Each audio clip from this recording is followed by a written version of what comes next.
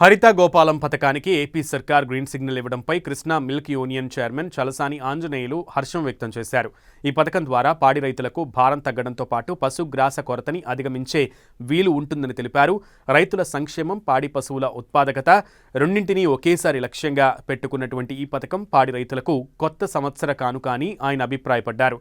రాష్ట్రంలో పెరుగుతున్న పశుగ్రాస కొరతను శాశ్వతంగా పరిష్కరించేందుకు గ్రామీణ ప్రాంతాల్లో ఉపాధి హామీ కింద పశుగ్రాస సాగును ప్రోత్సహించడం హర్షణీయమని తెలిపారు.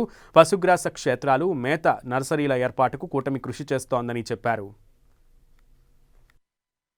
హరిత గోపాలం మంచి జీవోని అంటే గ్రామంలో పాడి రైతులు, వ్యవసాయదారులు అందరికీ ఉపయోగపడేటువంటి ఏదైతే ప్రభుత్వం జీడీపీ ఆశిస్తుందో, మహిళలను పారిశ్రామికవేత్తలు చేస్తాలనుకుంటుందో, అలాగే రైతులకు పాడి పరిశ్రమ అభివృద్ధి చేయాలనుకుంటుందో, సేంద్రీయ వ్యవసాయం చేయాలనుకుంటుందో, వీటన్నిటికీ అనుసంధానమైనటువంటి హరిత గోకులం జీవోని ఇవ్వడం అనేది ప్రభుత్వాన్ని అభినందిస్తూ, గ్రామీణ మహిళలు పాడి పరిశ్రమ అభివృద్ధి చెందుకోవడానికి నియోజకవర్గానికి ఒక వెటర్నరీ హాస్టల్స్ ఏర్పాటు చేయడం కానీ, సామూహిక గోకులాలు, అలాగే ప్రతి ఎకరం నుంచి ఎన్ని ఎకరాలైనా సరే పంట పండిస్తే దానికి కావలసినటువంటి సహాయాన్ని కావలసినటువంటి రైతులకి ఎన్ఆర్జీఎస్ ద్వారా ఎకరానికి 30,000 రూపాయల దాకా తద్వారా సహాయాన్ని అందించడం వలన గ్రామాల్లో పాడి పరిశ్రమ అభివృద్ధి చెందడానికి